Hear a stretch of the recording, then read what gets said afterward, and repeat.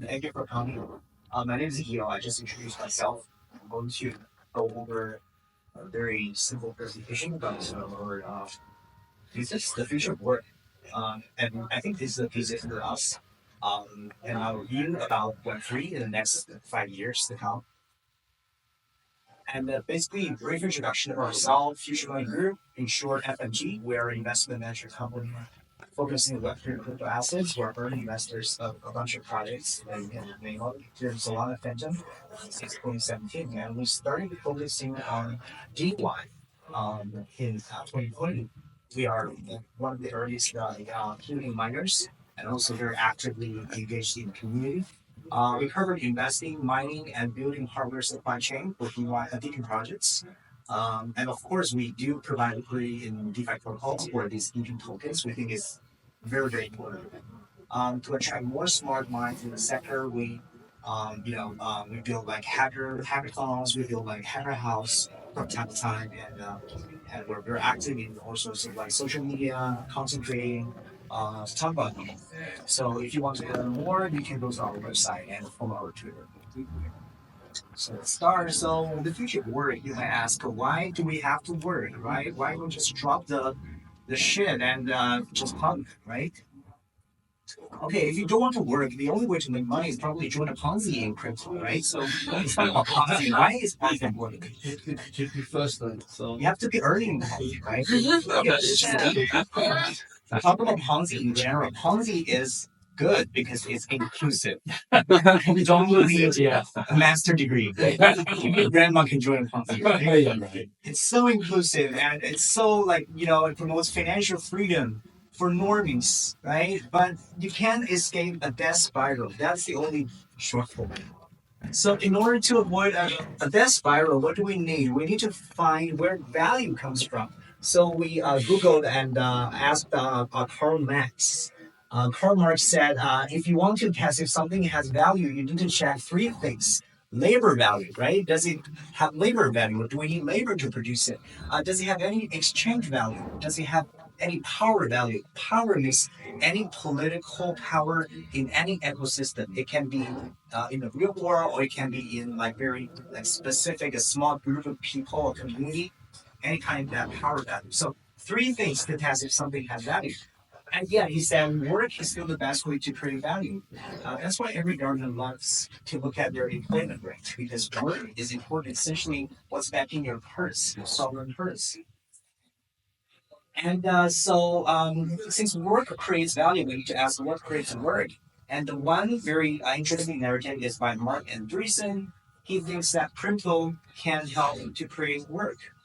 Traditional work is full of friction, right? You need a master degree again, or maybe like even if you don't have a master degree, you need to have a college degree in other words. And you need to sign a contract with your employer. You need to like in your 401k, you need to like there's a lot of full of frictions and even discrimination.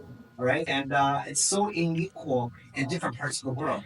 So we are looking into a future where smart contracts can really replace the legal contracts, and DAOs replacing corporates, and capital rewards replacing salaries.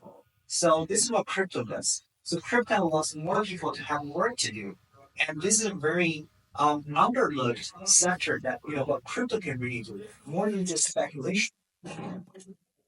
And this, and in that case, the chicken I got this Mark Andreessen himself. This being a very and, I want to make a disclaimer that Future Money Group didn't make the image. It was a main picture from the.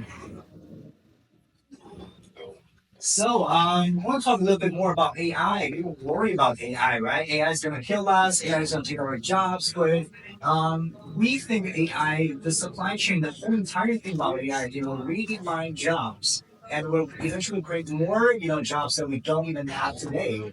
Because we believe that AI and humans need to augment each other instead of like killing one another. And this will entail a lot more AI native or digital native jobs.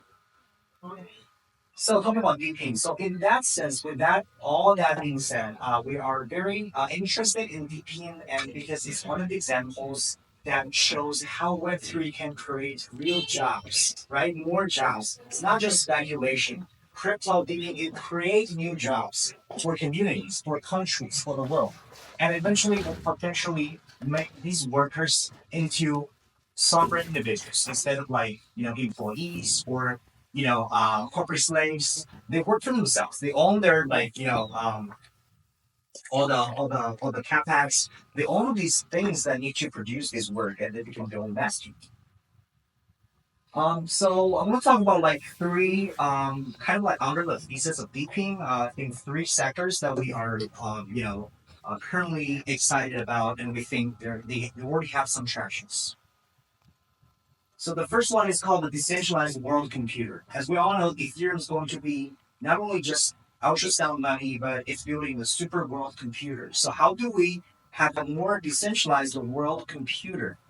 We all know that staking is controlled and dominated by Lido, and most of the validators is concentrated in East Coast America and West Europe. Almost like 60% of the staking is in hands of Amazon, Azure, and a lot of like centralized cloud service providers. But how do we eventually make Ethereum service? We need to unbundle them and decentralize them. So one very interesting initiative we look at is Ethereum on ARM that will eventually make Ethereum-like clients to be able to be run on any ARM standard devices, right? So in the soon future, we can imagine that in your smartwatch or in your router, you can probably turn them into a Ethereum validator node.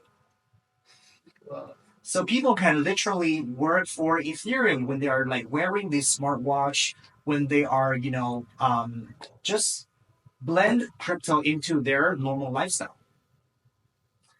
Another thing is what we think interesting thesis by Balaji, the network state. And in network state conference, he said that we're going to see a parallel universe or a parallel layer to traditional institutions and the civil infrastructures. So imagine, like we just talked about decentralized wireless. It's one of the very essential and fundamental service that we have today as a modern human being. You can't live without wireless connection. And how can we make that even more decentralized and owned by the people? And there's another more example. Daylight. The Daylight is a very interesting company, and one of our portfolio. They are building a decentralized energy data network, and eventually they want to evolve that data layer into a virtual power plants. So as we all know that in California, the government is subsidizing people having solar panels. But what about the other parts of the world, in other countries or other states in the United States? So they are building this for an even greater population. The third thing is called the phygital, right? Do you know what this word means? Physical and It's digital. physical. Yeah, it's a physical and digital. The phygital, yeah. It just sounds good, right? So phygital means that blending the physical layer and the digital layer, and not just like playing the game. We call that metaverse. The game is metaverse. No, the real world is becoming metaverse itself. So on the left side is that you can see the people in the Philippines. They play Axie Infinity to make money. Yeah, and then they play that for like $30 a month, and they're very happy about it. And just like, have anyone been to the Philippines?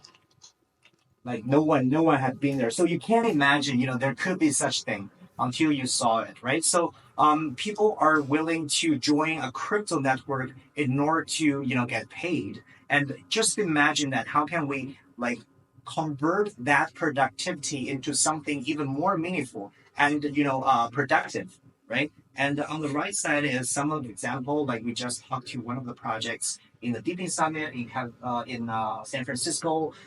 They create this bots and sidewalk robots, and by monitoring and controlling the sidewalk robots from distance, even from across another country, you can actually control these robots to do certain jobs and works, right? So if you turn that into a task-based platform, you can literally do food delivery and other works. So this is still very early stage. All right, so wanted hacks in the DePIN space, to name a few.